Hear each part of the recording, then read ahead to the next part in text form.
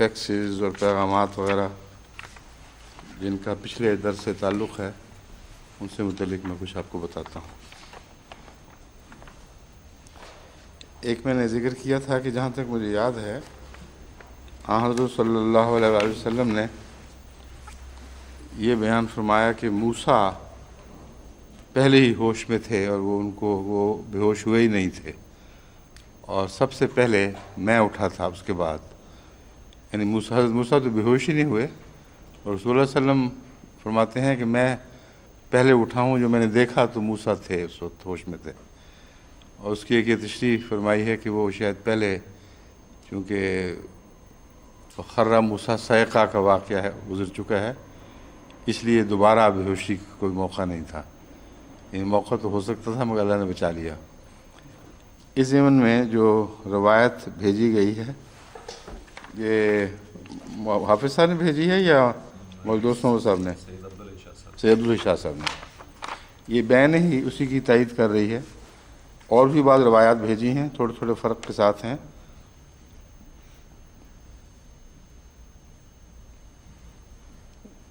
بخاری میں بھی ہے، میں بتا دیتا ہوں آپ کو پڑھ کے۔ ابو ہریرہ سے روایت ہے، مدینہ منورہ کے بازار میں، یہ تو دوسرا حصہ ہے جس کا پس منظر کہ جھگڑا ہو گیا تھا یہودی سے۔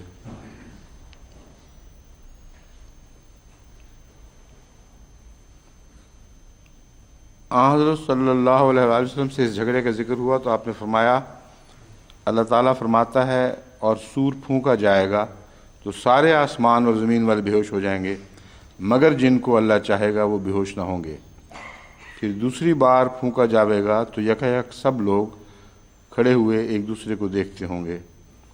حضرت نے فرمایا، دوسرا سور پھونکنے جانے کے بعد میں سب سے پہلے اپنا سر اٹھاؤں گا تو میں دیکھوں گا کہ جناب موسیٰ عرش کا ایک پایا تھامے ہوئے ہیں۔ اب میں نہیں جانتا کہ وہ مجھ سے پہلے سر اٹھائیں گے، مجھ سے پہلے ہوش میں آ جائیں گے، یا وہ ان لوگوں میں سے ہوں گے جن کو اللہ تعالیٰ نے مستثنیٰ فرمایا ہے۔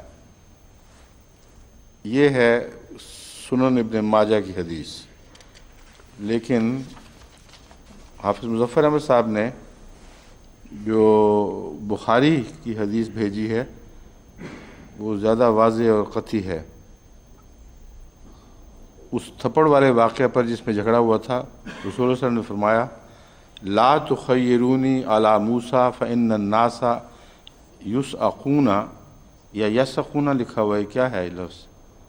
صیقہ ہی ہے، یسعقون ہی ہوگا، صیقہ موسیٰ، یسعقون تھوڑا سا خم بھی آ جانا معمولی تو شک پڑ جاتا ہے کہ کہیں پیش نہ ہو، لیکن یہ یسعقون فاکون اول من یفیق فاذا موسیٰ باطش بجانب العرش فلا ادری اکان فی من صعق فافاق قبلی او کان ممن استثنى اللہ عز وجل۔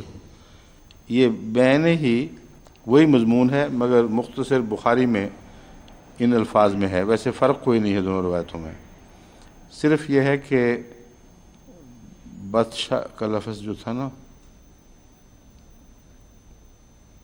بجانب العرش، باطشن بجانب العرش، اس کا ترجمہ وہاں یہ کیا گیا تھا عرش کا ایک پایا پکڑے کھڑے تھے، تو عرش کی جانب، باطش تو تھامنے کو، ہاتھوں سے پکڑنے کو کہتے ہیں، مگر پائے کا کوئی ذکر نہیں ہے۔ اصل عبارت جو ہے اس میں بھی شاید میں دیکھتا ہوں کیا لفظ تھے، جو پہلی سنن کی روایت پڑھی گئی ہے اس کے ترجمے میں کہیں کچھ سکون نہ ہو۔ یہاں قائمہ کا لفظ آیا ہے، قائمہ من قوائم، تو بخاری کی حدیث میں کسی ستون یا تھمبے کا ذکر نہیں ہے بلکہ عرش کی جانب تھامے ہوئے، یعنی ذات باری تعالیٰ کی طاقت سے یہی معلوم ہوتا ہے کہ اس کو چمٹے ہوئے ہیں، اور عرش مانوی رنگ میں زیادہ دکھائی دیتا ہے یہاں بخاری والی حدیث میں، لیکن جو سنن ابن ماجہ کی ہے اس میں بظاہر ایک جسمانی تصور ابھرتا ہے کہ کوئی باقاعدہ پایا تھا جس کو پکڑا ہوا تھا۔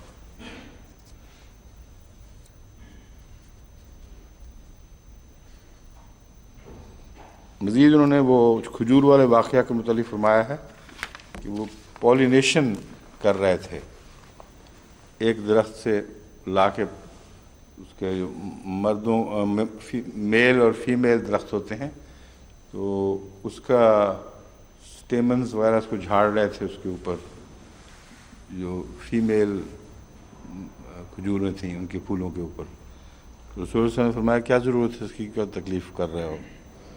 وہ جو روایت ہے اس میں وہ حصہ مجھے واضح طور پر چونکہ یاد نہیں تھا، اس لیے حافظ مظفر صاحب نے میری مدد کے لیے مجھے وہ اصل عبارت بھیجی ہے. ایک موضوع شق القمر کی بات میں نے کی تھی کہ مجھے جہاں تک یاد ہے حضرت مسیح موعود علیہ السلام نے ایک ہندو کا حوالہ بھیجا ہے، ہندو روایات کا ذکر فرمایا ہے، اور وہ زیادہ ہمارے حق میں مفید ثابت ہوگا. تو امۃ المنان صاحبہ، امۃ المنان قمر اہلیہ میر غلام احمد صاحب نسیم، امۃ المنان صاحبہ اہلیہ میر غلام احمد صاحب نسیم نے وہ حاصل حوالہ بھجوا دیا ہے. کہتی ہیں آج درس میں آپ نے مسیح علیہ السلام کا شق القمر کے بارے میں ذکر کیا تھا. وہ حوالہ یہ ہے، پنڈت نند کشور صاحب نے معجزہ شق القمر کی نسبت کہا کہ بھوج سوانے ایک کتاب سنسکرت میں ہے، مجھ سے پنڈتوں نے بیان کیا ہے کہ اس میں شق القمر کی شہادت راجہ بھوج سے ہے کہ وہ اپنے محل پر تھا، یکا یک اس نے چاند کو ٹکڑے ہوتے ہوئے دیکھا. اس نے پنڈتوں کو بلا کر پوچھا کہ یہ کیا بات ہے کہ چاند اس طرح پھٹا. راجہ نے خیال کیا کہ کوئی عظیم الشان حادثہ ہوگا. پنڈتوں نے جواب دیا کہ کوئی خطرہ نہیں ہے، پچھم کے دیس میں ایک مہاتما پیدا ہوا ہے، وہ بہت یوگی ہے، اس نے اپنے یوگ بھاش سے چاند کو ایسا کر دیا ہے. تب راجہ نے اسے تحائف ارسال کیے. اب یہ جو روایت ہے یہ شنید کی حد تک ہے. ابھی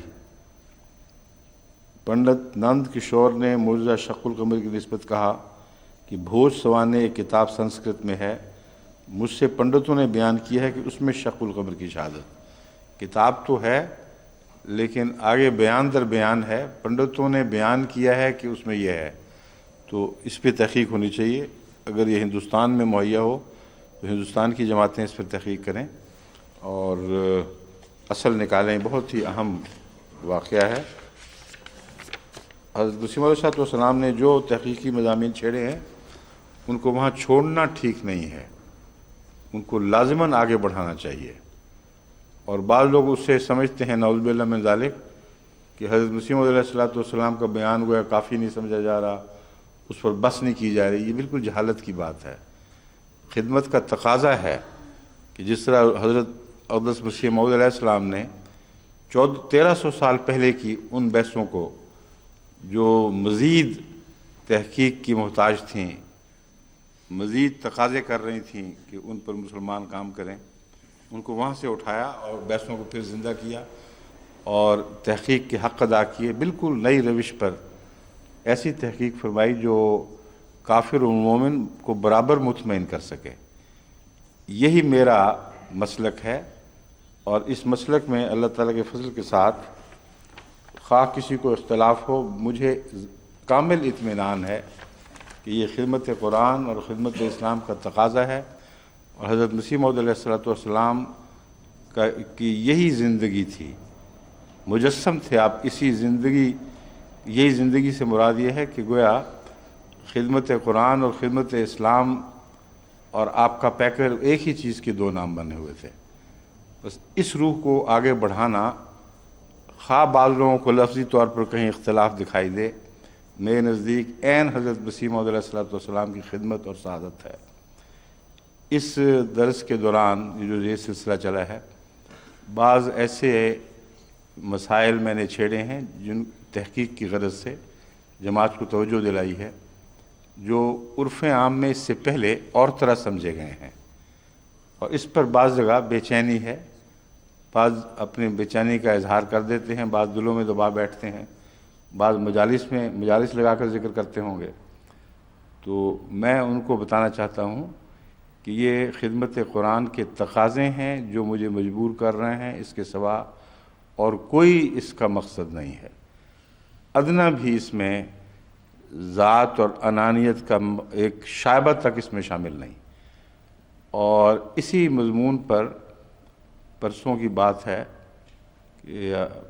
اور کل رات بھی اسی تسلسل میں رات کے وقت میں نے دعا کی کہ اے اللہ تعالیٰ مجھے اس مسلک پر قائم رکھ کہ قرآن کی ہم نے بہرحال خدمت کرنی ہے، خواہ وقتی طور پر کچھ لوگ اختلاف بھی کریں، مگر ان پر بھی یہ بات روشن فرما دے اور مزید ایسے اسرار روشن فرما جن کے ثابت ہو جائے دنیا پر کہ قرآن ہی حق ہے اور باقی دنیا کے علوم لازماً اس کی خدمت کے لیے بنائے گئے ہیں۔ یہ مضمون تھا جس پر میں نے خصوصیت سے دعا کی۔ اب اللہ کی عجیب شان ہے کہ تائید کے رنگ میں کس طرح بات کسی اور کے ذریعے پہنچائی جاتی ہے۔ آج ہی مجھے ایک فون کے ذریعے ایک ایسی احمدی بچی کا پیغام ملا جس کا اس مضمون سے کوئی علمی تعلق نہیں ہے اور نہ وہ اس کا تصور اس آیت کی طرف جا سکتا ہے جس کا اس خواب میں ذکر ہے۔ اس نے رویا دیکھا کہ میں قرآن کریم کا درس دے رہا ہوں مگر تلاوت کا انداز ایسا ہے جیسے میں عبادت کر رہا ہوں اور نماز پڑھ رہا ہوں۔ تو یہ مجھے سمجھ نہیں آئی، یعنی یہ بات بھی ایسی ہے جو اس کا ذہن سوچ نہیں سکتا۔ درس دے رہا ہوں لیکن عبادت ہو رہی ہے، گویا کہ نماز پڑھی جا رہی ہے۔ تو کہتی ہے میں نے بلند آواز سے اپنی ساتھن اور بھی ایک دو خواتین تھیں ان سے کہا یہ کیا ہو رہا ہے کہ لگتا یہ ہے کہ مجھے تو لگ رہا ہے کہ درس دے رہے ہیں، یعنی دیکھ رہی ہوں کہ درس دے رہے ہیں، مگر ساتھ ہی یہ تاثر ہے کہ نماز پڑھ رہے ہیں اور تلاوت اس طرح کرتے ہیں جیسے نماز پڑھ رہے ہوں۔ تو اس نے جواب دیا کہ یہ حفاظت قرآن کر رہے ہیں۔ اب یہ حفاظت قرآن کا مضمون قرآن کریم میں ہے، انا نحن نزلنا الذکر وانا لہ لحافظون، کہ ہم نے قرآن کریم کو ذکر کے طور پر نازل فرمایا ہے اور ہم ہی ہیں جو اس کی حفاظت کا انتظام فرمائیں گے۔ اس مضمون کی تشریح میں علماء نے بھی اور حضرت مسیح موعود علیہ السلام نے بھی یہ بات واضح فرمائی ہے کہ اللہ تعالیٰ ایسے اشخاص کو مامور فرماتا رہے گا ہمیشہ جن پر اپنی طرف سے علوم روشن کرے گا اور وہ پھر آگے قرآن کریم کی حفاظت کے سامان کریں گے۔ جب بھی ان حفاظت کو کسی طرف سے کوئی چیلنج ہوگا یا خطرہ درپیش ہوگا تو یہ اللہ کا نظام ہے جو جاری ہے۔ تو اس آیت کی طرف اس بچی کا جو یہاں کی پروردہ ہے اس کا ذہن جا ہی نہیں سکتا، نہ اس کو اس بات کا علم ہے، لیکن دیکھیں اللہ تعالیٰ کس طرح تائید سے ایک دوسرے کے ذریعے سے تخویض عطا فرماتا ہے۔ اسی سلسلے میں ایک اور دلچسپ بات یہ ہے کہ پرسوں رات میں بات کر رہا تھا لقمان سے کھانے کے بعد، یعنی افطاری کے وقت، کہ مجھے تو یہ یاد تھا کہ حضرت نواب عبد الرحمن خان صاحب کے اولاد ہوئی تھی، لیکن اور اس کا میں نے ذکر بھی کیا تھا، عبد الرحیم صاحب کا مجھے یاد تھا کہ نہیں تھی لیکن وہ غلطی سے میں نے کہہ دیا تھا، ان کا مجھے یاد تھا کہ ہوئی تھی، اور اس ضمن میں نے کہا مزید پتہ کرو، ہو سکتا ہے اولاد بعض دفعہ ہوتی ہے اور فوت ہو جاتی ہے، مزید پتہ کرو کہ کیا یہ میری یادداشت بالکل غلط تھی یا کچھ اور واقعہ ہے۔ اور اس کے علاوہ چونکہ یہ مضمون شروع ہو گیا ہے، ایک یہ بھی بات بیان کی جاتی ہے کہ حضرت مسیح موعود علیہ السلام نے وہ فرمایا تھا کہ جس کا تعلق میرے خاندان سے ہوگا، اس خاندان میں سے جس کا تعلق میرے خاندان سے ہوگا اس کی اولاد ہوگی۔ تو یہ میں نے کہا مجھے تو یاد نہیں کہ مسیح السلام نے کہیں لکھا ہو، مگر بات ایسی ہے جس کی جستجو ہونی چاہیے۔ اور حضرت پھوپھی جان کی شادی اس کا بھی پتہ کرو کب ہوئی، اور پھر یہ بھی پتہ کرو کہ حضرت نواب محمد علی خان صاحب کی دوسری بیگم کے متعلق حضرت مسیح موعود علیہ السلام نے جو بہت تعریفی کلمات فرمائے ہیں وہ کیا بات تھی۔ اب یہ رات بات ہوئی ہے، صبح نواب عباس احمد خان صاحب کی فیکس آئی ہوئی ہے جس میں ساری باتیں اسی طرح بیان کر دی ہیں جو میں ان سے پوچھنا چاہتا تھا۔ میں نے پھر لقمان سے تسلی کروائی، میں نے کہا تم نے تو نہیں فون کیا تھا؟ انہوں نے کہا سوال ہی نہیں پیدا ہوتا، میں بھول ہی گیا تھا۔ تو اللہ تعالیٰ کی طرف سے ایک تائیدی نظام جاری ہے اور یہ عظیم الشان نظام ہے جو دلوں کو تقویت بخشتا ہے اور انسان کو مشکل راہوں پہ بھی سہارا دیتا ہے۔ یہ عجیب ہے، کہتے ہیں آج درس قرآن میں معجزات اور تاریخی واقعات کا ذکر چل رہا تھا، اس سلسلہ میں حضرت نواب محمد علی خان صاحب کے ذکر میں عرض ہے۔ حضرت نواب صاحب کی اولاد حضرت مسیح موعود علیہ السلام کی دونوں بیٹیوں سے چلی۔ حضرت موصوف کی باقی اولاد میں صرف آپ کے بڑے بیٹے نواب عبد الرحمن خان کے ہاں ایک لڑکا پیدا ہوا تھا جو چند روز زندہ رہ کر وفات پا گیا۔ یہ وجہ ہے جو میرے ذہن پہ تاثر تھا کہ ان کی اولاد تھی، وہ بیٹا ہوا ہے مگر چند روز زندہ رہ کر وفات پا گیا۔ حضرت نواب صاحب موصوف کو بھی حضرت مسیح موعود علیہ السلام کو نہیں، حضرت نواب صاحب کو خواب میں دکھایا گیا تھا۔ خواب میں دکھایا گیا تھا کہ حضرت مسیح موعود علیہ السلام ان کے باغیچے میں پودے لگا رہے ہیں۔ یہ خواب جو حضرت خلیفۃ المسیح اول کو سامنے پیش کی گئی، حضرت خلیفۃ المسیح اول رضی اللہ تعالیٰ عنہ نے یہ تعبیر کی کہ آپ کی اولاد حضرت مسیح موعود سے چلے گی، یعنی اس کے علاوہ نہیں چلے گی، اور بین ہی یہی بات ہوئی ہے۔ وہ دو بیٹے جو دوسروں میں بیاہے گئے وہ بے اولاد ہو گئے، یا جس کی اولاد ہوئی وہ بھی فوت ہو گیا، اور جو مسیح موعود علیہ السلام کے گھر بیاہے گئے خود نواب صاحب اور آپ کے دو بیٹے، آپ کا نواب ایک بیٹی اور ایک بیٹا حضرت نواب محمد عبداللہ خان صاحب جو پھوپھا جان تھے ہمارے، ان کی اولاد ہوئی، اور بو زینب جو حضرت چچا جان کی ہاں بھی آئی گئی تھیں ان کی اولاد ہوئی، اور وہ جو دو بڑے بیٹے تھے، ایک بڑا اور ایک چھوٹا، ان کی اولاد نہیں ہوئی یا زندہ نہ رہی۔ تو یہ ایک ایسا عظیم الشان معجزہ ہے جو معجزوں کے ذکر میں بھی ساتھ بیان ہونے کے لائق تھا۔ اس کی طرف میں پھر دوبارہ واپس آؤں گا۔ اگلا وہ لکھتے ہیں کہ حضرت نواب مبارکہ بیگم صاحبہ رضی اللہ تعالی عنہا کی صرف 4 سال عمر تھی جب حضرت مسیح موعود علیہ السلام کو الہام ہوا نواب مبارکہ بیگم، یعنی سن 1900 کے لگ بھگ۔ اور لفظ نواب جو ہے یہ اس زمانے میں جب کہ ابھی آپ کی شادی کا کوئی وہم و گمان ہی نہیں پیدا ہوتا تھا، عمر کے لحاظ سے بھی اور حالات کے لحاظ سے بھی، اس وقت لفظ نواب کا ساتھ آنا یہ بھی ایک بڑا اعجاز ہے۔ اور بعد کے حالات بتاتے ہیں کہ غیر معمولی حالات میں پھر یہ شادی ہوئی ہے۔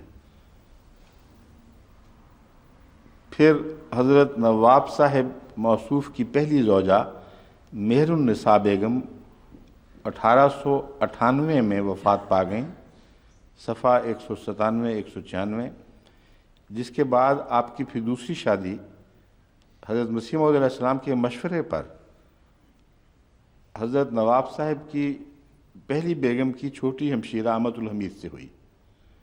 اس وقت ان کی عمر 12 سال کی تھی۔ یہ وہی ہیں جن کا میں نے ذکر کیا تھا کہ مجھ سے اصل میں فائزہ نے ذکر کیا تھا ایک دفعہ، میری بیٹی کو بھی پڑھنے کا کافی شوق ہے، کہ وہ نواب صاحب کی ایک بیوی کی مشرشہ نے بڑی تعریف فرمائی ہے۔ تو میں نے کل رات پر یہی پوچھا تھا کہ ان کے متعلق مجھے تفصیلی علم نہیں، ذرا معلوم کر کے بتاؤ۔ تو اب یہ اللہ تعالیٰ نے یہ آواز وہاں پہنچا دی اور انہوں نے اس کا ذکر بھی کیا ہے۔ حضرت مسیح موعود علیہ السلام کے مشورے پر حضرت نواب صاحب موصوف کی دوسری شادی آپ کی پہلی بیگم کی چھوٹی بہن امت الحمید کے ساتھ ہوئی۔ اس وقت ان کی عمر 12 سال کی تھی۔ مرحومہ موصوفہ کے بارے میں حضرت مسیح موعود علیہ السلام نے ایک نیم کشفی حالت میں دیکھا، جیسا کہ آپ ایک اولیاء اللہ خدا سے تعلق رکھنے والی خاتون ہیں،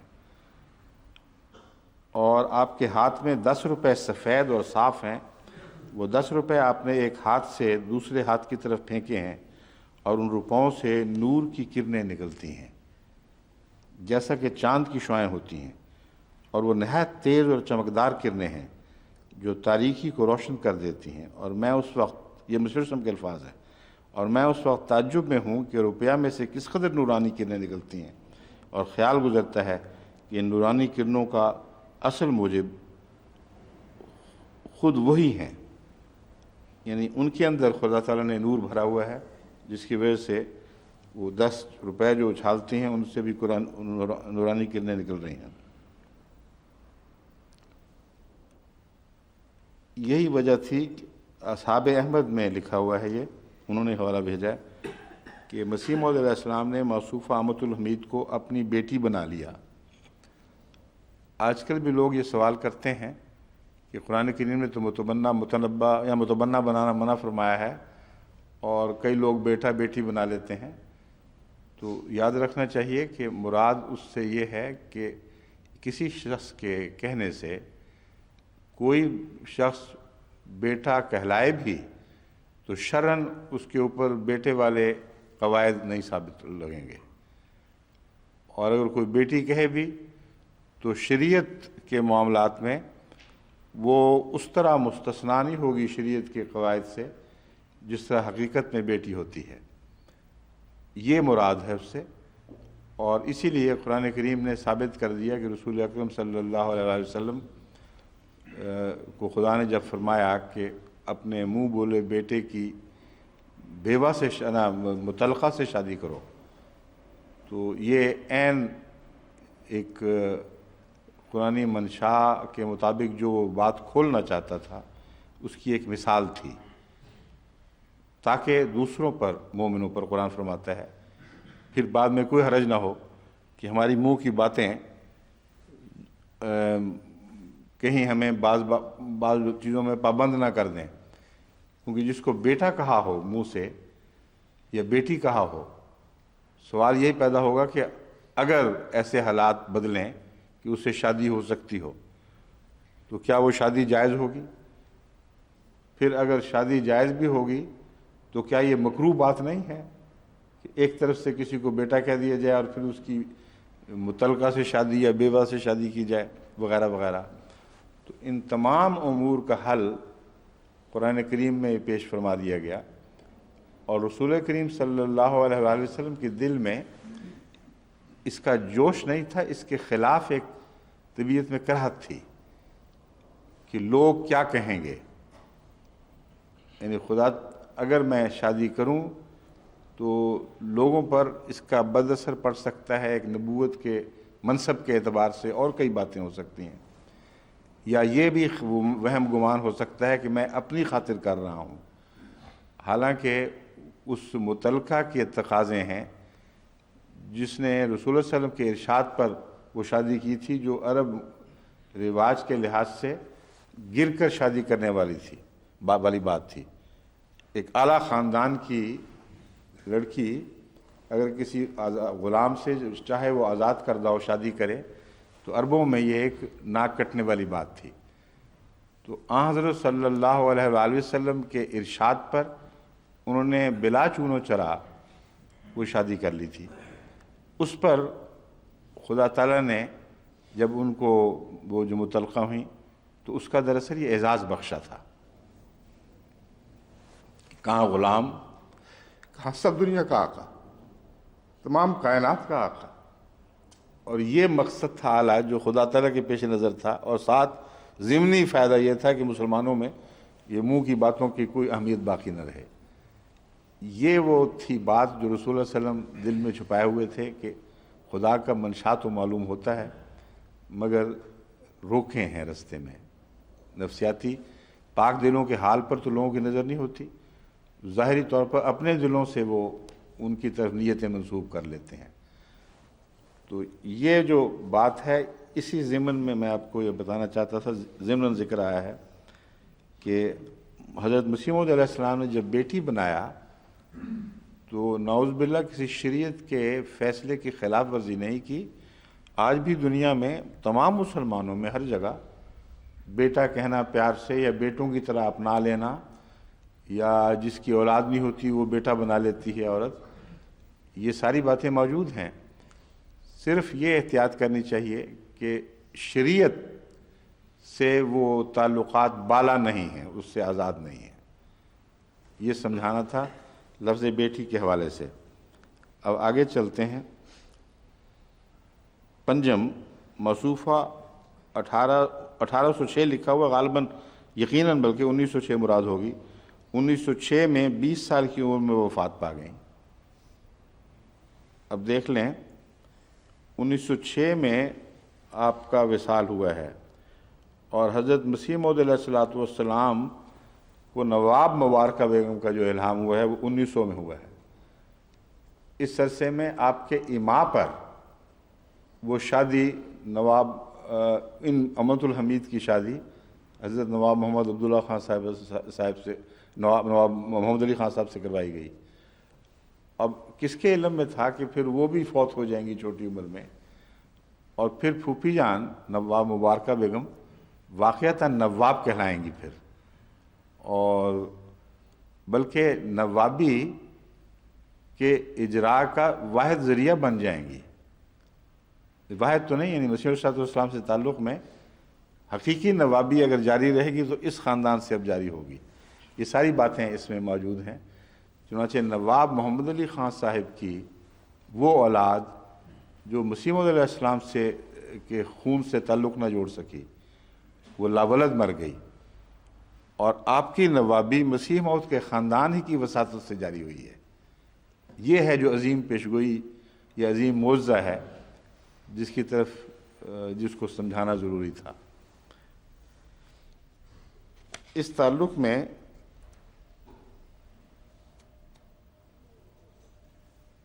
آگے ہے نواب مبارکہ بیگم صاحبہ سے شادی کا خیال کب پیدا ہوا اور پھر وہ کب شادی ہوئی، یہ اس کے تذکرے میں لکھتے ہیں۔ حضرت مسیح موعود علیہ السلام کو پیغام دیا تو آپ نے اعتراض کیا، اور شروع میں آپ کے دل اس طرف مائل نہیں ہوتا تھا، عمر کا بھی فرق تھا اور بھی کئی پہلو ہوں گے، مگر پھر بہت اصرار کیا گیا تو آپ مان گئے۔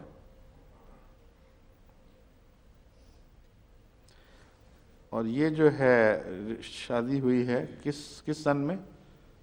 حضرت نواب مبارکہ بیگم صاحبہ کے ساتھ سن اس میں درج نہیں ہے۔ بہرحال اب یہ معاملہ تو تقریباً سارا حل ہو چکا ہے۔ جو میں بات یاد دلانا چاہتا ہوں وہ یہ ہے کہ حضرت مسیح موعود علیہ السلام کو الہام ہوا سبحان اللہ تبارک و تعالی زادہ مجدہ کا ینقطع آباؤ کا و یبدو من کا، کہ یہ الہام پہلے 1883 میں ہوا ہے، پھر 1896 میں بھی ہوا ہے، پھر 1900 میں ہوا ہے، پھر 1906 میں ہوا ہے۔ یہ الہامات کی جو تکرار ہوتی ہے، یہ ان الہامات کے اثرات کے بعض نئے دائروں کی طرف اشارہ کرنے کے لیے بھی ہوتی ہے، اور یہ وہی سال ہیں جن میں یہ جو میں نے مضمون بیان کیا ہے ان کا ایک تعلق ہے۔ بس جو حضرت نواب محمد علی خان صاحب کو خواب دکھائی گئی تھی یا رویا دکھائی گئی تھی، وہ میرے نزدیک اسی الہام کی برکت میں اس کی ذیل میں آتی ہے۔ اس کا مطلب یہ ہے کہ سبحان اللہ تبارک و تعالی، پاک ہے اللہ جو برکتوں والا ہے اور بہت بلند ہے، زادہ مجدہ کا، تیرا مجد بھی وہی خدا ہے جو بڑھائے گا، ینقطع آباؤ کا، تیرے آبا کاٹے جائیں گے، وَيُبْدَوْ مِنْكَ، اور تجھ سے شروع کیا جائے گا۔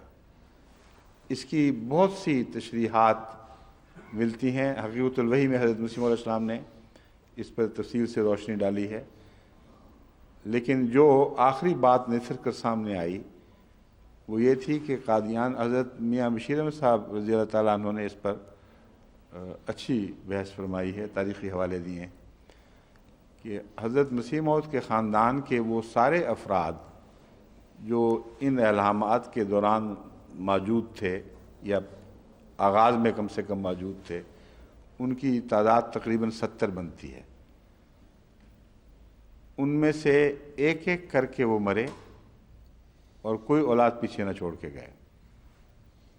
انہی کی اولاد ہوئی جن کا تعلق حضرت مسیح موعود علیہ السلام سے ہوا، یا جن کے بچوں نے آگے احمدی ہونا تھا، اور جن کے بچوں میں سے کوئی احمدی نہیں ہونا تھا، ان کے بچے ہوئے بھی تو مر گئے، بیٹیاں بھی لاولد مر گئیں۔ تو یہ جو عظیم الشان نشان ہے، یہ ایسا ہے جو آفاقی نشانات میں سے ایک کی طرح ایک اہمیت رکھتا ہے۔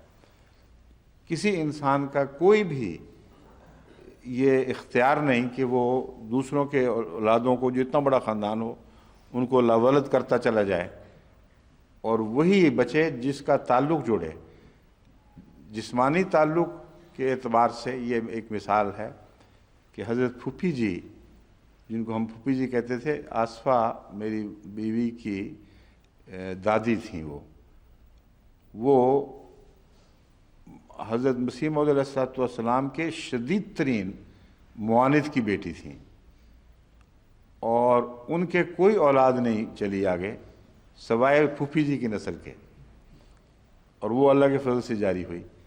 ان کی شادی حضرت مرزا سلطان احمد صاحب سے ہوئی تھی، اور جس طرح امۃ الحمید بیگم کے متعلق مسیح موعود علیہ السلام نے فرمایا ہے کہ وہ بہت ہی بزرگ اور خدا سے تعلق والی تھیں، اولیاء اللہ کے مقام کی طرح ان کا مقام دیکھا، حضرت پھوپھی جی کے متعلق میں نے حضرت مسلم موعود سے خود یہ سنا ہے، اور یہ تو ہمارے خاندان میں عام روایت ہے کہ حضرت مسلم موعود فرماتے تھے کہ عورتوں میں سے اگر کسی کے متعلق میں گواہی دے سکتا ہوں کہ وہ صاحب الہام اور کشف تھی تو یہ پھوپھی جی تھیں۔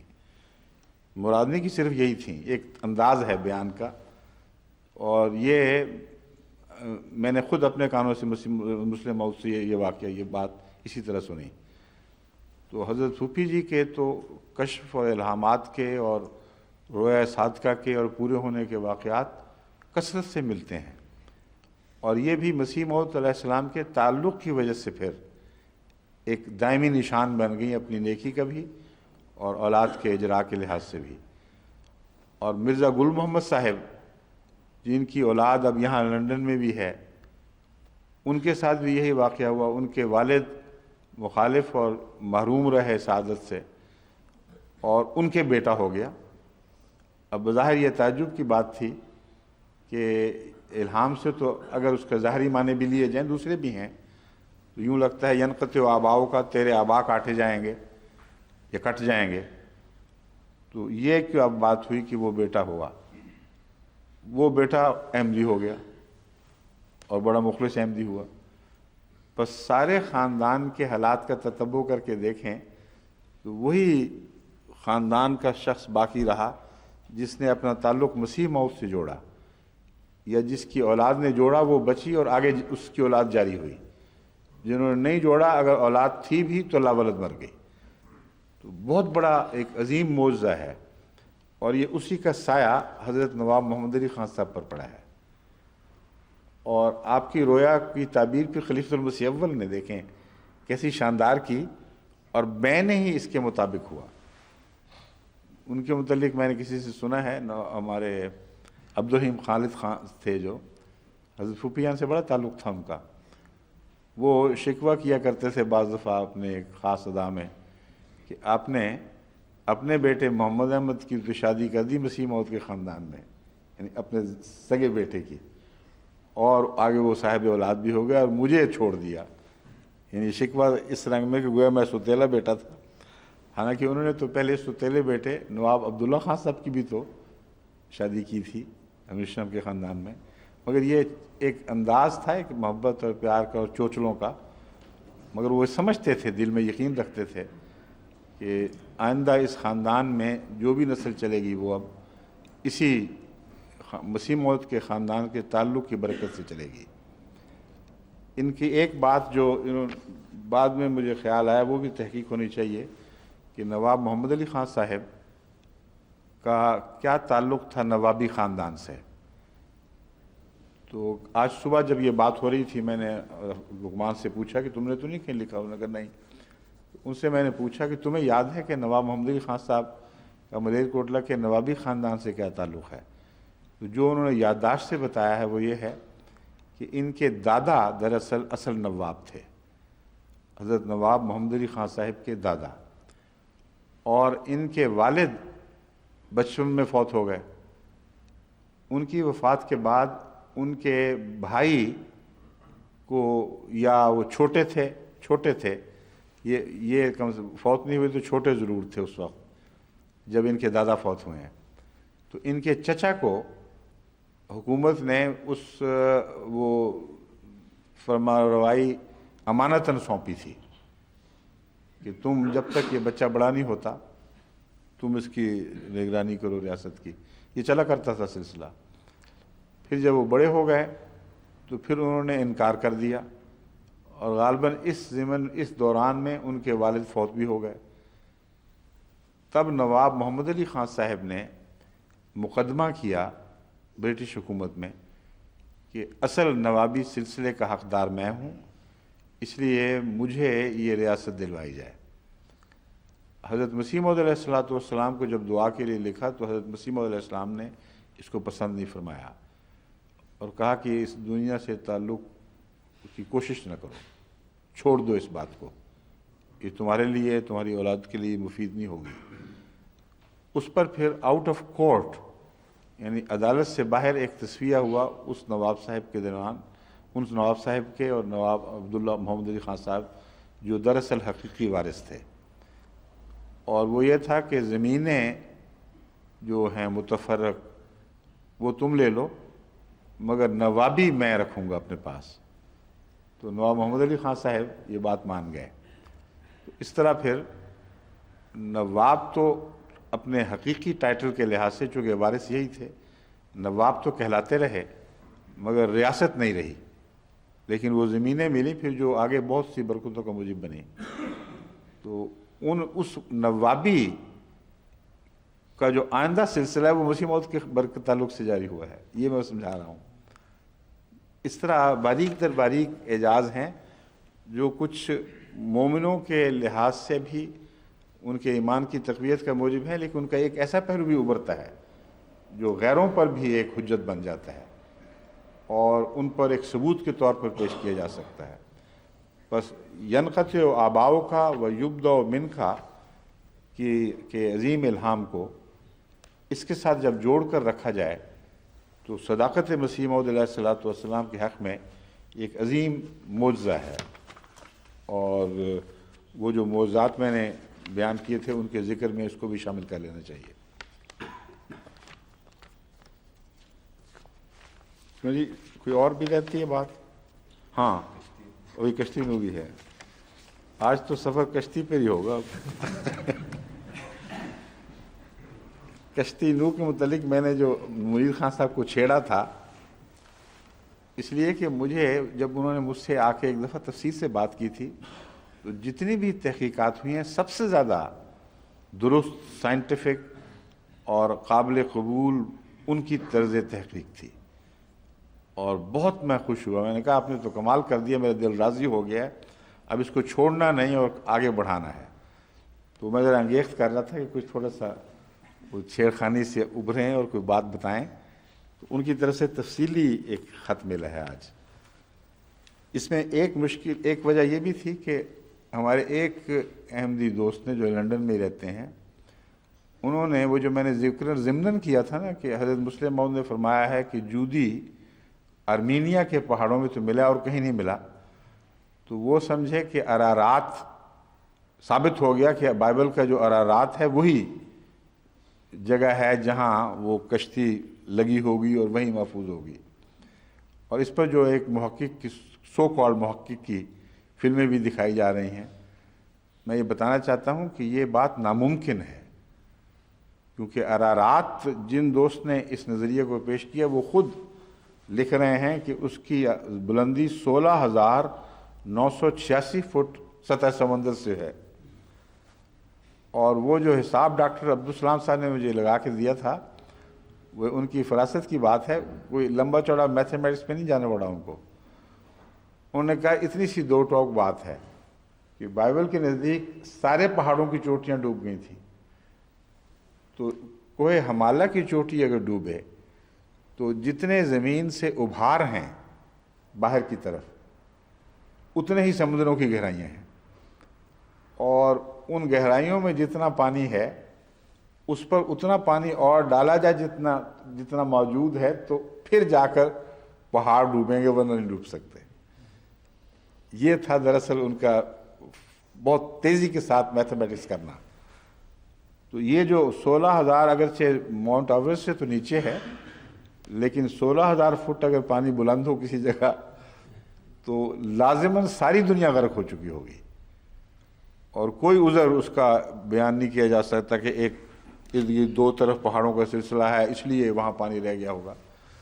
تو اس لیے میرا دل تو کبھی ایک لمحہ کے لیے بھی اس کو قبول نہیں کر سکا کہ ارارات ہی وہ جگہ ہو، مگر جو تحقیق انہوں نے بھیجی ہے وہ بہت عظیم الشان ہے، اور وہ پہلو بھی لیے ہوئے اپنے ساتھ سوائے چین کے جن کا میں نے ذکر کیا تھا پہلے ہی، انہوں نے پرانی روایات اور وہ مٹی کی تختیاں جو پکائی ہوئی تھیں جن پر عبارتیں لکھی ہوئی ہیں وہ ساری روایات بھی پیش نظر رکھی ہیں، اور وہ جو روایت جو مجھے سب سے زیادہ پسند آئی تھی ایپک آف گلگمیش کے نام سے مشہور ہے، اور اس پر بھی انہوں نے نظر ڈالی ہے اور ان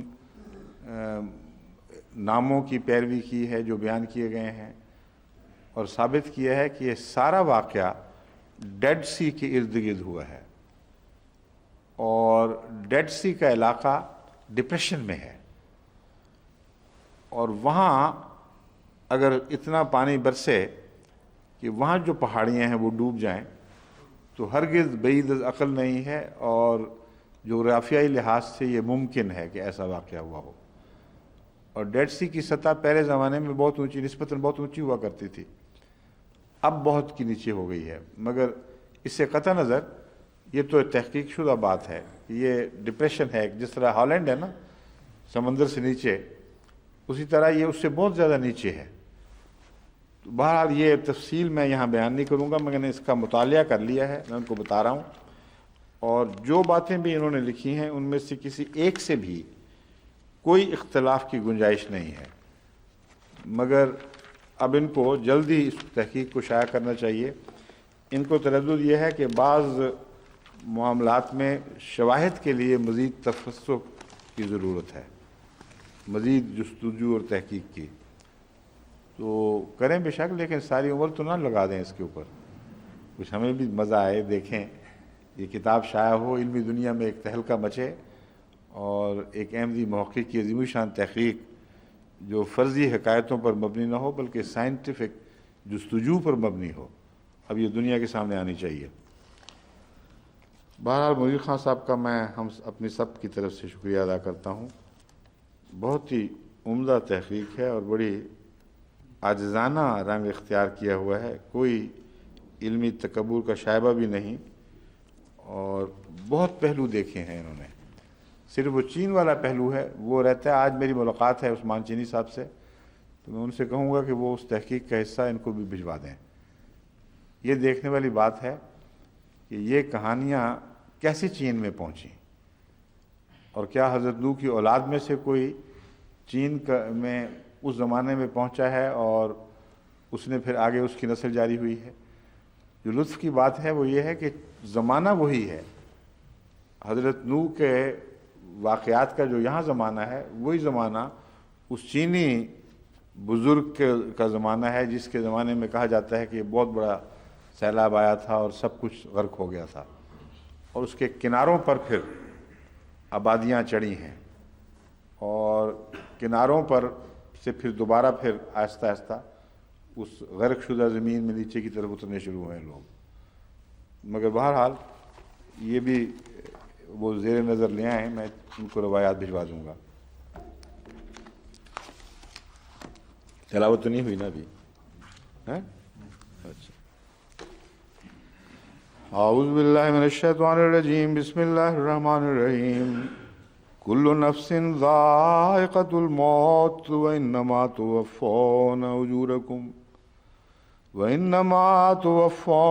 اجورکم یوم القیامہ فمن زحزح عن النار وادخل الجنة فقد فاز وما الحیاۃ الدنیا الا متاع الغرور۔ سورہ آل عمران آیت 186۔ اس ضمن میں ذائقۃ الموت کی گفتگو ہو چکی ہے، تو وہ فونا کے متعلق میں نے کہا تھا کہ اس کا لفظ توفی سے بہت تعلق ہے۔ اس ضمن مفسرین نے بہت لمبی بحثیں اٹھائی ہیں تو میں ذکر کروں گا۔ مگر پھر میں نے سوچا تو اس خیال کو بدل دیا ہے، کیونکہ پہلے ہی ہماری ضمنی بحثیں اتنے مختلف دائروں میں جا چکی ہیں کہ اگر وفات مسیح کو ہی دوبارہ عنوان یہاں بنا لیا گیا تو یہ درس کا بقیہ حصہ بھی چند دن وفات مسیح پر ہی لگ جائے گا، حالانکہ وہ اتنی محقق بات ہے، اتنی واضح اور کھلی ہوئی بات ہے کہ دن بدن اب مسلمانوں کے علماء کی نئی نسلیں سوائے پاکستانی اور ہندوستانی اور بنگلہ دیشی علماء کے بڑے زور کے ساتھ اس طرف مائل ہو رہی ہیں، اور عربوں میں، مصری علماء میں تو کھلم کھلا وفات مسیح کا اقرار کیا جا رہا ہے، اور وہ تعلیمی یافتہ لوگ جو احمدی دلائل سے گھبرا کر پناہ ڈھونڈنا چاہتے ہیں کسی طرف، وہ کہتے ہیں یہ بحث ہی کوئی نہیں، ہم بھی فوت ہو گیا تو کیا فرق پڑتا ہے۔ اگلی بات کی طرف نہیں آتے کہ اگر فوت ہو گیا ہے تو پھر جس کی آمد کی خبریں کثرت سے ملتی ہیں وہ کون ہے؟ تو کہتے ہیں یہ اہمیت ہی کوئی نہیں، یہ سب فرضی کہانیاں ہیں، فوت ہو گیا، ختم ہوا، اور چونکہ زندہ سمجھا گیا تھا اس لیے وہ روایتیں بھی ساری فرضی ہیں جو زندہ مسیح کے اترنے کی روایتیں ہیں۔ تو بہرحال اللہ ان کو عقل دے، تازہ تازہ معجزات احمدیت کے ہر موڑ پر ان کو گھیرے رہیں گے، اس سے بچ کر نکل تو نہیں سکتے، لیکن فرار کے بہانے ہیں وہ بناتے رہیں بے شک۔ تو میں اب وفات کا مختصر ذکر کروں گا، لفظ توفی کا جو مفسرین نے ذکر فرمایا ہے، لیکن موضوع بنا کر حضرت مسیح کی زندگی اور موت کا مسئلہ یہاں نہیں چھیڑوں گا۔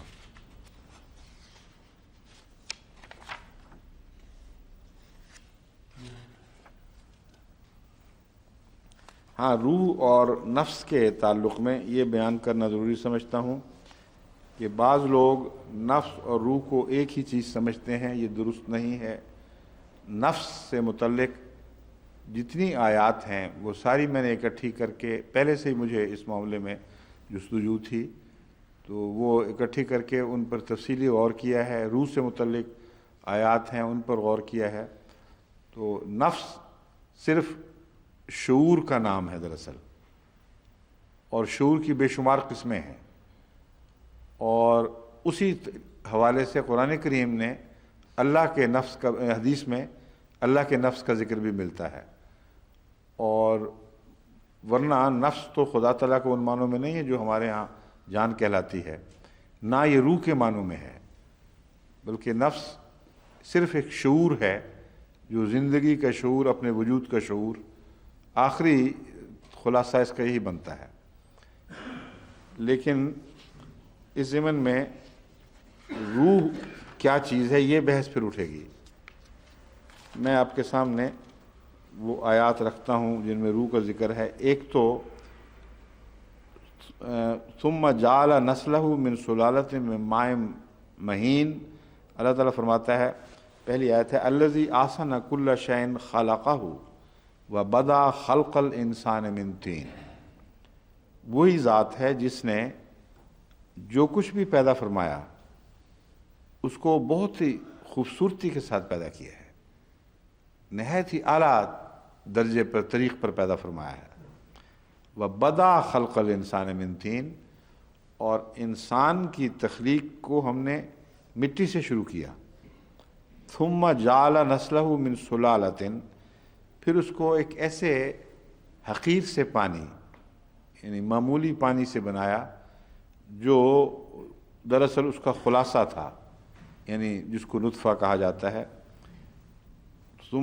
ثم جاء نسلہ من سلالۃ من ماء مہین، اس نطفے سے اس کا پھر نسل جاری کی ہے جو ایک معمولی سا پانی سمجھا جاتا ہے۔ ثم سواہ، اور پھر اسی سے ہم نے اس کو سوا کیا ہے، اس کو ٹھیک ٹھاک کیا ہے، اس کو ترقی دی ہے اور متوازن بنا دیا ہے۔ اس کے بعد یہ واقعہ ہوا وَنَفَخَ فِيهِ مِن رُوحِهِ، پھر اللہ نے اس میں اپنی روح پھونکی۔ وَجَعَلَ لَكُمُ السَّمْعَ وَالْأَبْصَارَ وَالْأَفْئِدَةَ، اور تمہارے لیے آنکھیں اور کان، اور آنکھیں السَّمْعَ وَالْأَبْصَارَ وَالْأَفْئِدَةَ، اور کان، کان اور یا سنوائی اور بصیرت کہہ سکتے ہیں، والافئدہ، اور وہ دل پیدا کیے جو دراصل شعور کی آخری صورت ہے جس کی طرف قرآن کریم افئدہ کے طور پر حوالہ دیتا ہے. یعنی زندگی یہاں روح بھی قرار دیا جا سکتا ہے. یعنی افئدہ روح کے قریب ترین جو معاملات کو سمجھنے والا نظام ہے اس کو افئدہ کہا جاتا ہے. قلیلا ما تشکرون، بہت تھوڑا ہے جو تم شکر کرتے ہو. تمہیں پتہ ہی نہیں کہ ان باتوں میں کتنے عظیم احسانات ہیں خدا تعالیٰ کے، اور کتنا بڑا نظام ہے جو تمہاری تخلیق سے پہلے جاری کیا گیا تھا. یہ ہے روح کا لفظ کہ جو سب کچھ ٹھیک ٹھاک ہونے کے بعد پھر روح اتاری ہے. ثم سواہ، جب اس کو ٹھیک ٹھاک کر لیا پھر روح اتاری. اس ضمن میں یہ جو ایک تحقیق کینیڈا کے ایک مغربی گائنوکالوجسٹ نے شائع کی تھی، اس کا میں اسی درس میں ذکر کر چکا ہوں پہلے کہ نہیں. اس تحقیق کی روح سے وہ کہتا ہے کہ مجھے اس بات نے بہت تعجب میں مبتلا کر دیا کہ ایک حدیث میرے علم میں آئی جس سے پتہ لگتا ہے کہ رسول کریم صلی اللہ علیہ وسلم نے فرمایا کہ بچہ جب بن جاتا ہے اور ایک خاص مقام تک پہنچتا ہے جہاں سے وہ پھر آزاد زندگی کا اہل ہو چکا ہوتا ہے. یعنی اگر ایبارشن ہو تو پھر وہ زندہ رہ سکتا ہے. وہ حدیث کوٹ کر کے لکھتے ہیں کہ اس حدیث میں جو وقت بتایا گیا ہے کہ فرشتہ پھر اس میں روح ڈالتا ہے، وہ بین ہی وہی وقت ہے جو ہمارے علوم اور جستجو کے نتیجے میں بچے کا وہ لمحہ ہے، اس کا وہ منزل کہہ دیں جس کے بعد وہ زندہ رہ سکتا ہے. اگرچہ اس کو پالنے کے لیے انکوبیشن وغیرہ کرنی پڑے گی مسائل، لیکن عقلی علمی لحاظ سے امکان موجود ہو جاتا ہے. کہتا ہے یہ حدیث کہ اس وقت فرشتہ روح ڈالتا ہے اس میں، یہ حیرت انگیز ہے. یہ معنی کیا ہے، کیا مطلب ہے فرشتہ روح ڈالتا ہے؟ اس کا یہ مطلب ہرگز نہیں سمجھنا چاہیے کہ گویا جس طرح کے ویدوں کا عقیدہ ہے کہ روحیں الگ آزاد پھرتی ہیں اور انسان جو مادہ الگ ہے، مادے کو بعض ترقی یافتہ صورتوں میں روح عطا کی جاتی ہے اور روح اوپر سے خدا تعالیٰ ڈال دیتا ہے. یہ تصور درست نہیں ہے. فرشتے کا روح ڈالنے سے مراد ہے خدا کا نظام ہے ایک، اور فرشتے ان خدا کے ہر نظام کو چلانے والے ہیں. بس کوئی ایک اکیلا فرشتہ نہیں آتا روح ڈالنے والا. مراد یہ ہے کہ زندگی بخش نظام جو اللہ تعالیٰ کا ہے، جو انسان کو دوسرے حیوانات سے ممتاز کر دیتا ہے، وہ نظام حرکت میں آتا ہے. اور خدا تعالیٰ نے اس پر جو مبعوث فرما رکھے ہیں فرشتے یا جو بھی ان کو آپ کہیں، وہ اس وقت اس کو روح بخش دیتے ہیں. مگر پیدا اندر ہی سے ہوتی ہے، باہر سے پکڑ کر نہیں ڈالی جاتی. اس لیے اس کو نفخ روح فرمایا گیا ہے. اور قرآن کریم تو اس بارے میں بالکل واضح ہے کہ خدا تعالیٰ فرماتا ہے میں اپنی روح پھونکتا ہوں. تو وہ عقیدہ تو لازماً باطل ہو گیا کہ باہر روحیں آزاد پھر رہی ہیں قدیم سے اور ان کو پکڑ پکڑ کے فرشتے اندر داخل کرتے ہیں. اللہ تو فرماتا ہے میں اپنی روح پھونکتا ہوں. میں اپنی روح کا سے کیا مراد ہے، اس کا جواب خود قرآن کریم دیتا ہے. وَيَسْأَلُونَكَ عَنِ الرُّوحِ، وہ تجھ سے روح کے بارے میں سوال کرتے ہیں. قُلِ الرُّوحُ مِنْ أَمْرِ رَبِّي، ان سے کہہ دو کہ روح امر ربی کا دوسرا نام ہے، اور اس سے زیادہ تمہیں سمجھا ہی نہیں سکتے. یعنی خدا تو سمجھا سکتا ہے اس لحاظ سے، مگر انسان کو وہ طاقتیں عطا نہیں کی گئیں، وہ صلاحیتیں موجود نہیں اس میں کہ اس سے زیادہ بات کو سمجھ سکے. تو یہ مسئلہ کہ حضرت عیسیٰ میں روح پھونکی یا فلاں میں روح پھونکی، آدم میں روح پھونکی، بچے میں روح پھونکی جاتی ہے، یہ ہمیشہ کے لیے اس آیت کریمہ نے حل کر دیا. یسألونک عن الروح قل الروح من امر ربی. اللہ کے امر کا دوسرا نام ہے، کن کا دوسرا نام ہے. مگر جب انسانی اور زندگی کے تعلق میں جب کن چلتا ہے تو روح بن جاتا ہے، اور باہر سے پکڑی پکڑائی روح نہیں ہے جو آتی ہو. کیوں جی کوئی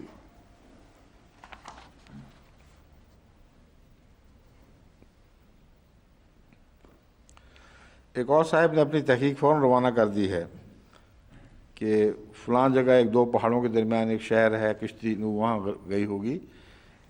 اس بات کو چھوڑ دیں، یہ بہت گہری لمبی تحقیق کی باتیں ہیں، اور تحقیق کے معاملات میں جذبات، امیدیں اور ایک آدھ بات کا علم ہو جانا کافی نہیں ہوا کرتا. منیر احمد خان صاحب کے ساتھ میری تفصیلی باتیں ہو چکی ہیں، اور اب جب انہوں نے تحریر بھیجی ہے، میں قطعی طور پر آپ کو یقین دلاتا ہوں جب یہ شائع ہوگی تو انشاءاللہ تمام اہل علم کے دماغ اس سے روشن ہوں گے. اور وہ بات کرتے ہیں، خود سائنسدان ہیں، بڑے ماہر سائنسدان ہیں. کراچی کی سب سے اونچی چمنی انہوں نے بنائی ہے، اور اس نے تمام باقی لوگوں کو حیرت میں ڈال دیا تھا کہ ان کے خیال میں بھی نہیں آ سکتا تھا کہ پاکستان میں انجینئر ایک اتنی بڑی اونچی مضبوط اور مستحکم چمنی ڈیزائن کر کے اس کو پھر پایہ تکمیل تک پہنچا سکے گا. تو اللہ تعالیٰ کے فضل سے بہت ہی زیرک انسان اور صاحب علم ہیں. ان کے اوپر کام پڑا ہوا ہے، کیوں بیچ میں خام خواہ، اور اتنی جلدی میں بھیجا ہے مجھے ان صاحب نے کہ اتنا اہم مضمون کی نظر سے رہ نہ جائے.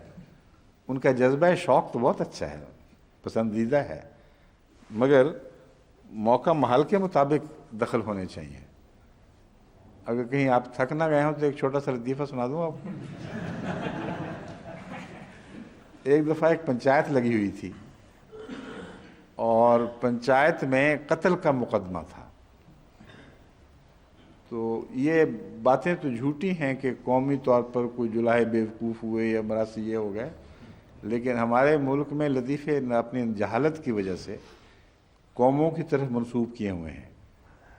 تو کہتے ہیں اس وقت جب کہ پنچایت بند دروازوں میں ہو رہی تھی، وہ ایک جلاہے صاحب تشریف لائے اور دروازہ کھٹکھٹایا، اور بہت ان میں جلدی تھی کہ جلدی سے کھولا جائے.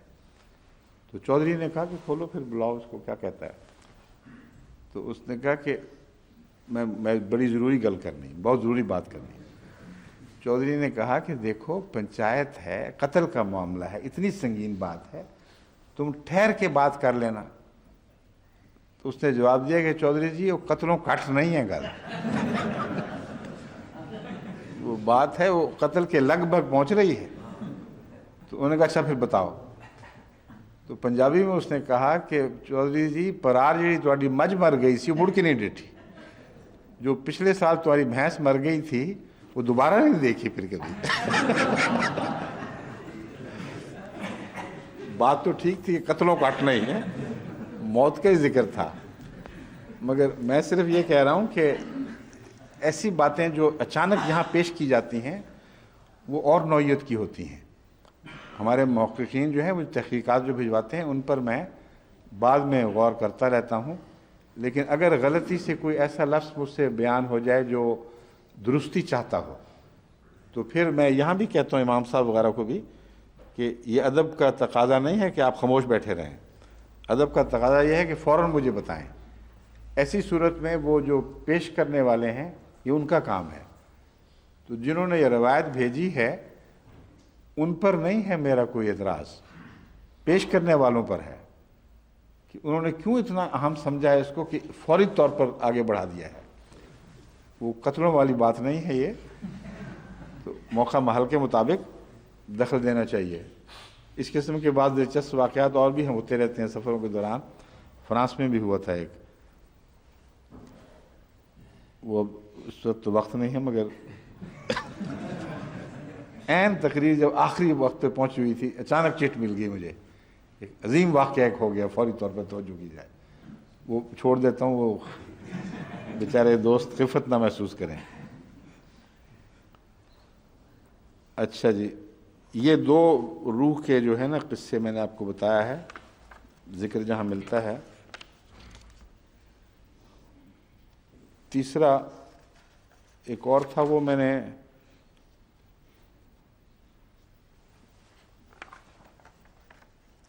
ہاں رفیع الدرجات ذو العرش یلقی الروح من امرہ علی من یشاء من عبادہ.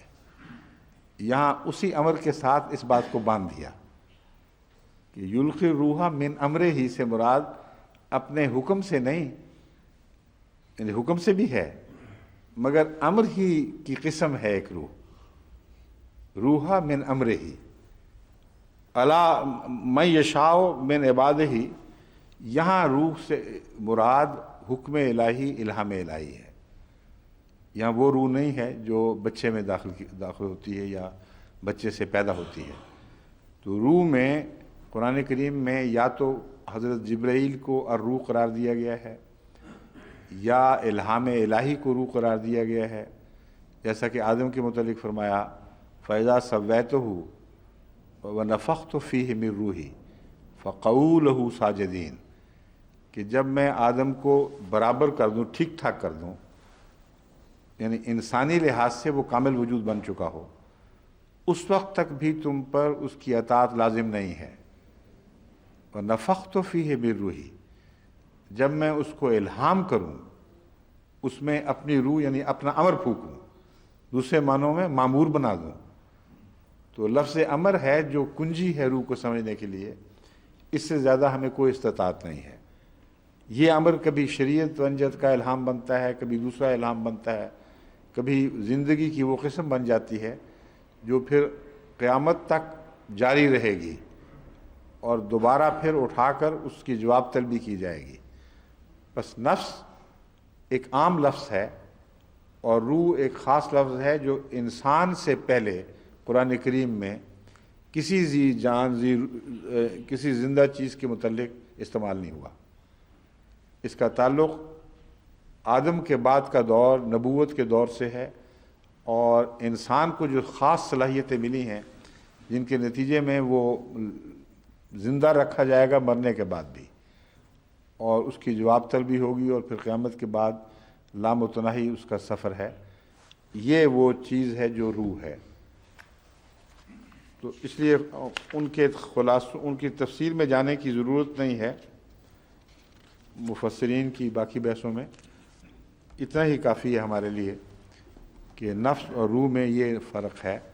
اور باقی ادخل الجنت فقط فازہ میں لفظی بحثیں صرف اٹھائی گئی ہیں کہ جو بھی آگ سے دور ہٹایا گیا، جنت اس کو عطا کی گئی، جنت میں داخل کیا گیا، وہ کامیاب ہو گیا۔ وَمَا الْحَيَاةُ الدُّنْيَا إِلَّا مَتَاعُ الْغُرُورِ، اور دنیا کی زندگی محض ایک دھوکے کی متاع ہے، یعنی عارضی دھوکے میں مبتلا کرنے والی، یا ایسی جو دیکھنے میں تو حقیقی دکھائی دیتی ہے مگر حقیقت اس کی کچھ بھی نہیں ہے، آنن فانن جان ہاتھ جدا ہو جانے والی چیز۔ تو یہ وہ زندگی ہے۔ صرف ایک بحث اس پہ باقی رہ جاتی ہے جو بیل نے اٹھائی ہے۔ رچرڈ بیل کی عادت ہے کہ وہ قرآن کریم کی نئی ترتیب دیتا ہے، میں نے پہلے بھی بیان کیا تھا، اس نے نئے نئے نمبر دیے ہوئے ہیں اور اس کی کسی نے دنیا میں سنی۔ اس کے اپنے محققین بھی جو بیل کو پڑھتے ہیں تو ان کو یاد آ جاتا ہے، ورنہ اس کی کوئی ویلیو، کوئی حقیقت ہی نہیں، بالکل لغو و بے معنی بات ہے۔ مگر اس کے انداز سے کئی باتیں ہمیں قرآن کریم کے حق میں ثبوت کے طور پر ملتی ہیں کہ دیکھو اس نے کیسی جہالت سے کام لیا ہے، بات کو سمجھا نہیں، ترتیب بدلی اور مضمون کو بگاڑ دیا۔ جب تک اصل ترتیب کے مطابق نہ پڑھا جائے وہ مضمون بنتا ہی نہیں۔ اب ترتیب اس نے خود ایک دے دی ہے، وہ ترتیب یہ ہے کہ 186 ورس کو اس نے 183 بنا دیا ہے، اور 185 کو 182 بنا دیا ہے، اور کہتا ہے کہ اس موقع اور محل میں ان کا کوئی جوڑ ہی نہیں نظر آتا، سمجھ ہی نہیں آتی ہے کیا بات ہے، اور 182 کو 183 سے کوئی نسبت نہیں، مراد ہے 185 کو اس کے نزدیک، 186 سے کوئی تعلق نہیں، اور دیگر جو باتیں ہو رہی ہیں ان سے بھی یہ مضمون بے تعلق ہے۔ اس پہلو سے میں آپ کو بتاتا ہوں۔ اس کی پہلی آیت 185 آیت یہ ہے، فَإِن كَذَّبُوكَ فَقَدْ كُذِّبَ رُسُلٌ مِّن قَبْلِكَ جَاءُوا بِالْبَيِّنَاتِ وَالزُّبُرِ وَالْكِتَابِ الْمُنِيرِ، اگر وہ تیری تکذیب کریں تو اس سے پہلے بھی تو رسولوں کو جھٹلایا گیا ہے، جاؤ بالبینات، وہ روشن نشان لے کر آئے اور زبور لے کے آئے، زبور یعنی کئی قسم کی زبوریں، زبور ان کو عطا کی گئی جمع کے صیغے میں، والکتاب المنیر، اور کھلے روشن کتاب لے کے آئے تھے۔ یہ تین بنیادی چیزیں ہیں جو رسالت کے ساتھ وابستہ ہیں، ان کے دائرے ہی میں رہے ہیں رسول۔ کوئی رسول یہ چیز لے کے آیا، کوئی لے کے آیا، مگر ان میں سے بھی ایسے ہیں، بلکہ بھاری اکثریت بحیثیت نو تم ان سے یہ سلوک کرتے رہے کہ تم پہلے رسولوں کو جھٹلاتے رہے ہو۔ ایک عام دستور ہے، اس میں اس بحث میں پڑھنے کی ضرورت نہیں کہ 100% رسول جھٹلائے گئے یا نہیں۔ رسولوں میں مضمون اتنا ہی ہے کہ رسولوں کی نو پہلے گزر چکی ہے اور رسولوں سے تم ایسا سلوک کرتے آئے ہو۔ اس کے بعد آیت ہے کل نفس ذائقۃ الموت۔ دلیلیں پہلے گزر چکی ہیں، اسی صورت میں مبالغے کا ذکر بھی آیا ہے۔ تمام جو بھی انسان کوشش کر سکتا تھا کسی کو سمجھانے کی، وہ ساری کوششیں اس سے پہلے گزر چکی ہیں۔ ان کے جھگڑوں کی باتیں، ان کے بار بار تان امیزیوں کا ذکر گزر چکا ہے۔ اب صرف یہ باقی رہ جاتا ہے کہ پھر اس کا فیصلہ کیسے ہوگا۔ وہی بات اللہ فرما رہا ہے کل نفس ذائقۃ الموت۔ تمہیں پریشان، اب گھبرانے کی بات کوئی نہیں، اب موت ہی فیصلہ کرے گی ہمارے درمیان۔ اب اس منزل پہ آ گئے ہیں جہاں یقینی بات ہے کہ میں نے بھی مرنا ہے اور تم نے بھی مرنا ہے، اور یہی وہ مضمون ہے جو قرآن کریم دوسری جگہ اسی طرح بیان کرتا ہے کہ وہ بھی مرنے والے ہیں اور اے محمد تو بھی مرے گا، اور پھر یہ فیصلے ہوں گے کہ کون سچا تھا اور کون جھوٹا تھا۔ تو یہ ان لوگوں کا ذکر ہے جن پر حجت تمام ہو چکی تھی، جن سے ساری بحثیں اپنے انجام کو پہنچیں، مگر انہوں نے فائدہ نہ اٹھایا۔ فرمایا وَإِنَّمَا تُوَفَّوْنَ أُجُورَكُمْ يَوْمَ الْقِيَامَةِ، اور مسلمانوں کو ساتھ یہ بتایا ہے کہ تمہیں جو تمہارے تمام تر اجور جو ہیں وہ قیامت ہی کے دن ملیں گے۔ حضرت امام زمخشری کی اس بات سے مجھے پوری طرح اتفاق ہے کہ یہاں یہ مراد نہیں ہے کہ صرف قیامت کو ملیں گے، بلکہ توفونا کو جو مضمون ہے کہ پورے اصل حق جو ہے وہ تو تمہیں قیامت ہی کو ملے گا۔ یہاں نمونے ہیں خدا کے اجر کے جو تم چکھتے ہو اور اس سے بھی خوش ہوتے ہو، لیکن فرمایا وَمَنْ زُحْزِحَ عَنِ النَّارِ وَأُدْخِلَ الْجَنَّةَ فَقَدْ فَازَ، جو آگ سے بچایا جائے اور جنت میں داخل ہو وہی ہے جو کامیاب ہوگا۔ تو جب فیصلوں کا دن آ گیا تو پھر دلیلیں ختم ہو جائیں گی۔ مرنے کے بعد ایسے فیصلے ہوں گے جو کھلم کھلا دو ٹوک، ایک کو اہل جنت بنا رہے ہوں گے، ایک کو اہل جہنم بنا رہے ہوں گے۔ تو مضمون میں اس کو کہتا ہے میرا تعلق ہی کوئی دکھائی نہیں دیتا۔ نہایت ہی واضح اور کھلم کھلا تعلق ہے۔ اور آگے پھر اللہ تعالیٰ فرماتا ہے وَمَا الْحَيَاةُ الدُّنْيَا إِلَّا مَتَاعُ الْغُرُورِ، دنیا کی زندگی میں تم نے اگر بغلیں بجانی ہیں، کچھ دیر عیش و عشرت کرنے ہیں تو کر لو، اس کی کوئی خاص اہمیت نہیں ہے، عارضی دور ہے، آیا اور گزر گیا، اور بعد میں یہی لگتا ہے کہ دھوکہ ہی تھا۔ اور اکثر شعراء نے بھی یہی بات بیان کی ہے، اور اکثر سوچنے والوں نے بھی، اہل فکر نے بھی، کہ مرتے وقت پتہ چلتا ہے کہ یہ دنیا کچھ بھی نہیں تھی، آئی گئی اور یوں ہی ایک تماشا سا تھا، خام خواہ اتنی اہمیت دی، خام خواہ اتنے نقصان اٹھائے، اور آخری وقت میں سارے حسرت سے مرتے ہیں۔ نیک بھی حسرت سے مرتے ہیں اس خیال سے کہ نیکیاں اور بھی کر سکتے تھے جن سے محروم رہ گئے، اور بد اور طرح کی حسرت سے مرتے ہیں۔ بعض کہتے ہیں بدیوں کا موقع نہیں ملا، بعض کہتے ہیں کہ او ہو اب پتہ چلا ہے کہ وہ بدیوں سے تو ہم نے اپنی عمر ضائع کر دی اور اب جواب طلبی کے وقت کو پہنچ گئے ہیں، اب بے اختیاری ہے، واپس نہیں لوٹ سکتے۔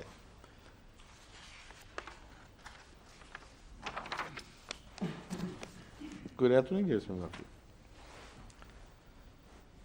اعوذ باللہ من الشیطان الرجیم، بسم اللہ الرحمن الرحیم، لَتُبْلَوُنَّ فِي أَمْوَالِكُمْ وَأَنفُسِكُمْ وَلَتَسْمَعُنَّ مِنَ الَّذِينَ أُوتُوا الْكِتَابَ مِنْ قَبْلِكُمْ وَمِنَ الَّذِينَ أَشْرَكُوا أَذًى كَثِيرًا وَإِن تَصْبِرُوا وَتَتَّقُوا فَإِنَّ ذَلِكَ مِنْ عَزْمِ الْأُمُورِ، کہ تمہیں آزمایا جائے گا اموال سے بھی اور جانوں سے بھی۔ مراد یہ ہے تمہیں کچھ تکلیفیں پہنچیں گی جن کا تعلق جان سے ہوگا، یعنی جانی تکلیفیں، اور اموال سے بھی ہوگا، اور اس کے علاوہ جذباتی تکلیفیں بھی بہت پہنچیں گی۔ اور یہ بھی اسی تسلسل کی بات ہے کہ ہم نے جب فیصلہ قیامت پہ چھوڑ دیا ہے اب، تو معلوم یہ ہوتا ہے کہ یہ لوگ اب باز نہیں آئیں گے اس دنیا میں، تو انہوں نے پیچھا تمہارا پھر بھی نہیں چھوڑنا۔ وَلَا تَسْمَعُنَّ مِنَ الَّذِينَ أُوتُوا الْكِتَابَ، خاص طور پر جن لوگوں کو کتاب دی گئی تھی ان سے تم آئندہ زمانوں میں بھی بہت تکلیف دہ باتیں سنو گے۔ اور یہ جو کامنٹریز کی میں حوالے دیتا ہوں، یہ قرآن کریم کا ایک اعجاز ہے کہ بتایا ہے کہ اہل کتاب مسلسل مسلمانوں پر دل آزار حملے کرتے رہیں گے، اور آئندہ زمانوں میں بھی ان کے حملوں سے مسلمانوں کو تکلیف پہنچتی رہے گی۔ وَمِنَ الَّذِينَ أَشْرَكُوا أَذًى كَثِيرًا، اور ان سے بھی تکلیف تمہیں پہنچے گی جنہوں نے شرک کیا ہے۔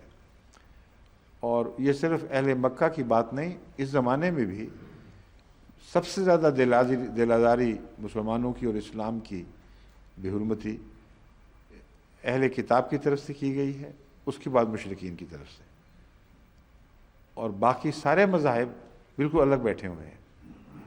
اب یہ دیکھیں کیسی عظیم الشان پیش گوئی ہے۔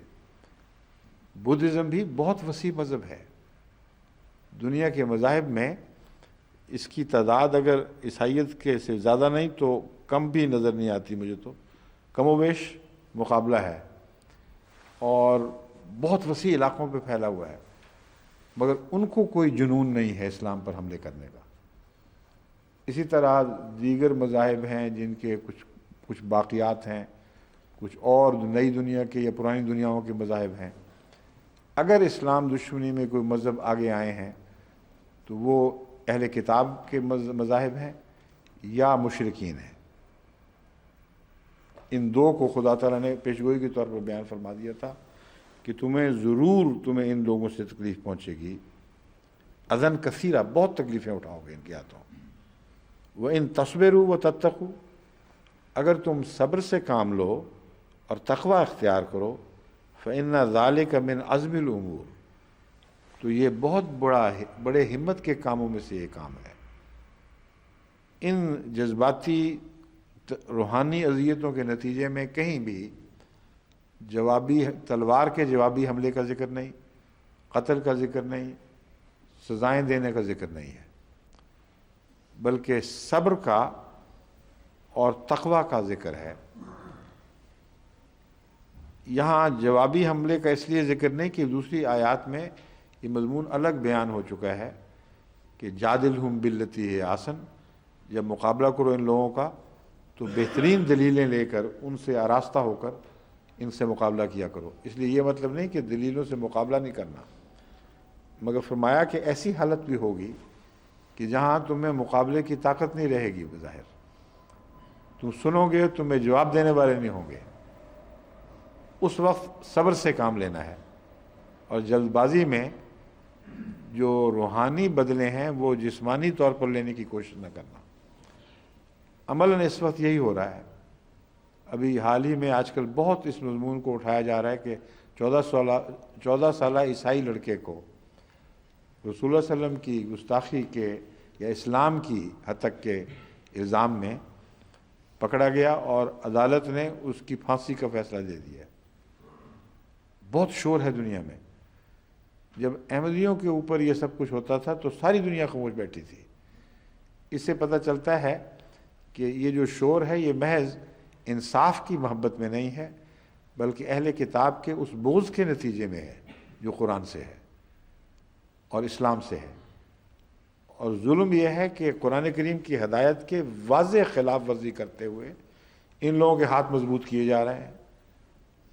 قرآن نے کہا تھا کہ دل آزاری ہوگی تو تم صبر اور تقوی سے کام لینا، اور انہوں نے نئے نئے حکم ایجاد کر کے قرآن کی طرف منسوب کر دیے ہیں کہ بچے کی طرف بھی اگر گواہی منسوب ہو، اور گواہی ایک چند ایسے لوگوں کی جو سارا معاشرہ ہی جھوٹا ہو چکا ہے،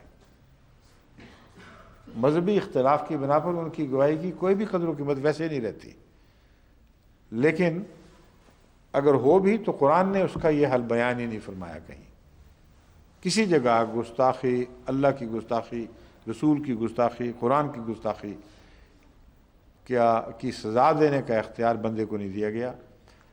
ہر جگہ جہاں بھی ذکر آیا ہے اللہ اپنے ہاتھ میں اس بات کو رکھتا ہے.